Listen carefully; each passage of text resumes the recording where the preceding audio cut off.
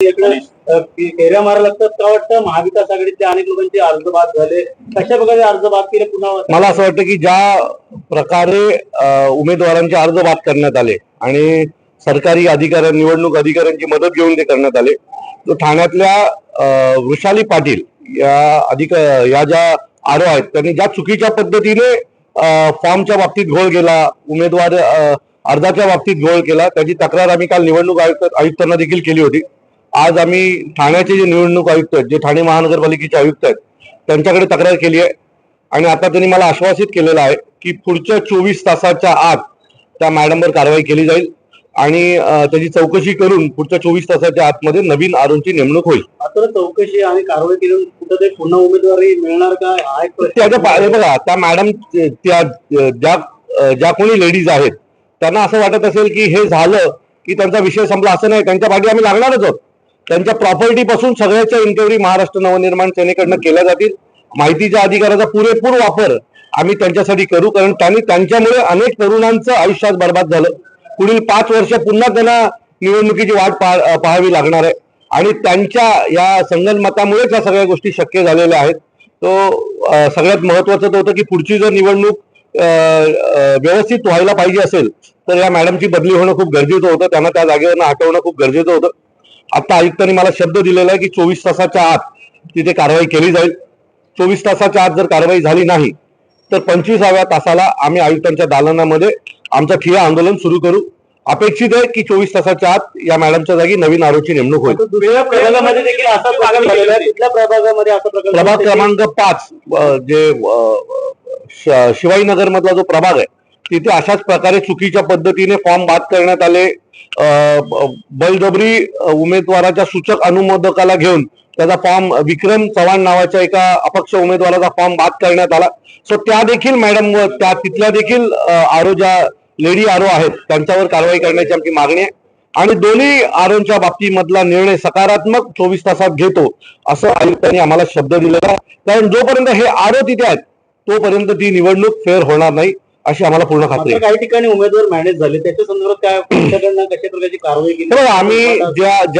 आम्ही ज्यांना हे दिले होते, एबी फॉर्म दिले होते, त्या सर्व एबी फॉर्म ज्यांनी आमच्याकडनं एबी फॉर्म घेतले होते त्या सर्व उमेदवार ज्या उमेदवारांनी अर्ज पाठी घेतला होता त्यांच्यावर गुन्हा दाखल करावा म्हणून आम्ही पोलीस स्टेशनला आणि पोलीस आयुक्तांना ऑलरेडी गुन्हा दाखल केला आहे. त्यांनी आमची फसवणूक केलेली आहे. त्यांनी आमचा एबी फॉर्म घेतला आणि नंतर जाऊन एकनाथ शिंदेच्या बंगल्यावर ते मॅनेज झाले असा आमचा आरोप आहे. कारण आम्ही जो एक व्हिडिओ प्रस्थापित केला त्यात एक कॉन्स्टेबल आहे, पोलीस कॉन्स्टेबल, तो त्या उमेदवाराला वाघ नावाच्या उमेदवाराला घेऊन उपमुख्यमंत्र्यांच्या घरी गेला आणि तिथून तो जाऊन त्याने अर्ज पाठी घेतला. तो गंगेत आंघोळ करायला तर गेला नव्हता ना, गेला असेल तर पैशाच्या गंगेमध्ये उडी मारायला गेला असेल. तो अशा लोकांवर पण गुन्हा दाखल झाला पाहिजे जे पक्षाची फसवणूक करतात. हे पक्षाचा उपयोग करून पक्षाचा एबी फॉर्म घेऊन तुम्ही जर तुमची घरं भरणार असेल तर ते आम्ही खपवून घेणार नाही. अशा लोकांवर देखील गुन्हे दाखल व्हावेत असं पत्र आम्ही 2 दिवसापूर्वी पोलीस आयुक्तांना दिलेलं आहे.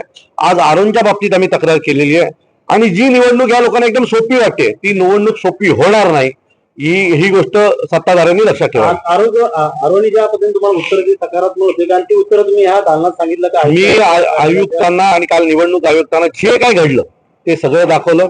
आरोच्या केबिन मध्ये त्या दिवशी जो काय राडा झाला त्याचे व्हिडिओज आमच्याकडे होते ते आम्ही त्यांना दाखवलेले आहेत. त्यांनी जे कबूल केलं होतं त्या दिवशी की होय माझ्याकडनं चुकी झाली, तो फॉर्म डिस्प्ले करायला हवा होता, तो माझ्याकडनं झाला नाही. दुसरी गोष्ट, डिस्प्ले केल्याच्या फॉर्म मध्ये पण चुकीचा ऍफिडेव्हिट लावल्याचं त्यांनी कबूल केलं होतं. तीही गोष्ट त्यांना आम्ही सांगितलेली आहे. आणि अशा प्रकारे जर आरोप वागत असतील तर आम्ही विश्वास कोणाचा ठेवायचा? तुम्ही जर स्वतःला निवडणूक आयुक्त म्हणून तिथे काम करत असता किंवा आरो म्हणून काम करत असता आणि मी म्हणजे इथली प्रमुख असं जर तुम्हाला वाटत असेल, तुम्ही स्वतःला जर देवाचं रूप देत असाल तर तुम्ही देवासारखे वागले पण पाहिजे. तुम्ही दानवासारखे वागून जमणार नाही. त्यामुळे या आरोवर कारवाई, वृषाली पाटीलवर जोपर्यंत कारवाई होणार नाही तोपर्यंत आम्ही शांत बसणार. म्हणणं आहे की निवडणूक जी आहे पारदर्शक आहे. अरे बापरे, एवढी ट्रेनिंग आरोना देण्यात आलेली आहे. एवढी सत्ताधाऱ्यांनी एवढी पारदर्शक निवडणूक केलेली आहे की निवडणुकीत मतदान करायची गरजच नाही. याच्यापेक्षा काय चांगलं पारदर्शकता असू शकते? म्हणजे निवडणूक लागल्यात पण अनेक लोकांना आता निवडणुकीचा अधिकारच बजावता येणार नाहीये. एवढी पारदर्शकता नकोय भारताला. संविधानामध्ये एवढी पारदर्शकता दाखवलेली नाहीये. तुम्ही कायदे बदलायला जाऊ नका. हा 21 नगरसेवक एका महापालिकेत ज्या वेळेला निवडून येतात ना, त्यावेळेला जनता देखील तुमच्याकडे पाहत असते आणि याचा जनतेला पण राग येत असतो. तुम्ही जे जनतेला गृहीत धरताय ना, ते धरणं बंद करा, नाहीतर एक दिवस ही जनता जे नेपाळला झालंय तशाच प्रकारची घटना या भारतात पण होईल, एवढं लक्षात ठेवा. बिनविरोध निवडून आलेल्या लोकांचा एक इतिहासच झालेला असं देखील आता बिनविरोध ह्याच्या पुढे जर आज हा ट्रेंड कायम राहिला बिनविरोधचा, तर पुढच्या काही वर्षांनी म्हणजे पुढच्या वेळेला जेव्हा निवडणुका येतील ना, त्यावेळेला महापौर देखील बिनविरोधच बसेल. पुढच्या वेळेला महापौर देखील बिनविरोध बसवला जाईल. म्हणजे इलेक्शनच होणार नाही. 50-55 जागावर हे बिनविरोधच्याच जे काही नंतर खर्च करावा लागतो तो आधी करतील.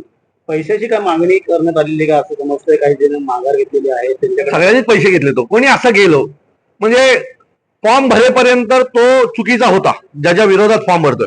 फॉर्म भरल्यावर लक्षात आलं की नाही हा माणूस देव आहे. असं कसं शक्य आहे ना? काहीतरी घडलं असेल ना. एकनाथ शिंदेच्या घरी जो मुलगा गेला होता तो काय गंगेत उडी मारायला गेला नव्हता ना. तो पैशात गेला असेल तर पैशाच्याच गंगेत उडी मारायला गेला असेल, कारण त्याचे आई वडील मागील अनेक वर्षांपासून एकनाथ शिंदेच्या विरोधात लढत होते. आणि आज अचानक त्याला असं वाटलं की नाही आता हे तर बाबा देव आहेत. असं होत नाही ना. फॉर्म भरेपर्यंत तो दाना होता. फॉर्म भरल्याच्या नंतर त्याला साक्षात्कार झाला की नाही हा माणूस तर खूप चांगला आहे उमेदवार समोरचा माझ्या. असं नसतं. अशात पैसेच खाल्ले गेलेले असतात. त्यांनी पैसे आणि त्याच्यासोबत आणखी एक गोष्ट खाल्ली आहे. सर, सेना आणि राष्ट्रवादी यांची जी लढाई आहे आता जो आहे निवडणूक अधिकाऱ्यांचा बदलण्याचा निर्णय घेण्यात आलेला आहे. कुठेतरी आम्ही कोर्टात गेलोय आणि अपेक्षा आहे की कोर्ट आम्हाला याच्यामध्ये न्याय देईल. कोर्टाने जर आम्हाला न्याय दिला आणि या प्रक्रियेला स्थगिती दिली ना, तर आयुष्यात कोणीही उमेदवार विकत घ्यायची हिंमत करणार नाही.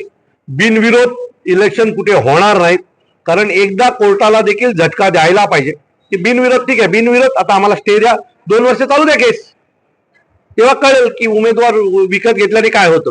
शिंदे यांच्याकडे आहे. अनेक अपक्ष उमेदवारांनी सुद्धा हरकती सुचवल्या होत्या, हरकती घेतल्या होत्या, परंतु त्यांच्यावर कारवाई जी आहे आता तुमच्या ऍक्शन नंतर होताना पाहिजे. मला असं वाटतं की अनेक अपक्ष उमेदवार त्या दिवशी तिथे गोंधळ करत होते. त्याचे व्हिडिओज आहेत, तुम्हाला हवे असतील तर मी देतो. म्हणजे अनेक अपक्ष उमेदवारांचा विरोधच आहे या सगळ्या प्रक्रियेला की आमची फसवणूक झाली निवडणुकीच्या नावावर. एकाच आरोच्या अंडर 3 जण बिनविरोध निवडून येतात. 3 प्रभागात 3 लोक बिनविरोध ज्यावेळेला निवडून येतात ना, त्यावेळेला तो आरो भ्रष्ट आरो असतो. त्याची निवडणूक प्रक्रियेवर लक्ष नाही असा त्याचा अर्थ होतो. सत्याचा विजय होईल का? आवडते येणार का? तेवढं तुम्ही आता सत्यासाठी लढण्याचा प्रयत्न आम्ही करत राहू. विजय होईल तेव्हा होईल. कारण काय ना, जसा सूर्य उगवतो तसा सूर्य मावळतोय. एक दिवस हा उगवलेला भ्रष्टाचाराचा सूर्य एक दिवस मावळेल आणि नवीन सुरुवात होणारच आहे. पण तोपर्यंत लढण्याचं काम आम्ही करू. समोर काही दिसत नाही म्हणून लढणं बंद करणारी आम्ही अवलादी नाही आहोत. वचननामा आता जाहीर होणार आहे या ठिकाणी आता सत्ताधाऱ्यांचा. माझं मत आहे त्या वचननाम्यामध्ये त्यांनी लिहून द्यावं की 50 लाख रुपये अपक्षाला, 2 कोटी रुपये शिवसेनेच्या उमेदवाराला, 3 कोटी रुपये मनसेच्या उमेदवाराला, 50 लाख रुपये काँग्रेसच्या उमेदवाराला. हा पण डेटा चार्ट द्यावा. कारण पुढच्या येणाऱ्या निवडणुकीला तुमच्या वचननाम्यात ते पण हवेत की कुठल्या पक्षाच्या उमेदवाराला अर्ज पाठी घेण्यासाठी तुम्ही किती पैसे देणार आहात. हे देखील जर आलं त्यात तर मला असं वाटतंय की अजून प्रगतिशील भारतीय जनता पक्ष होईल.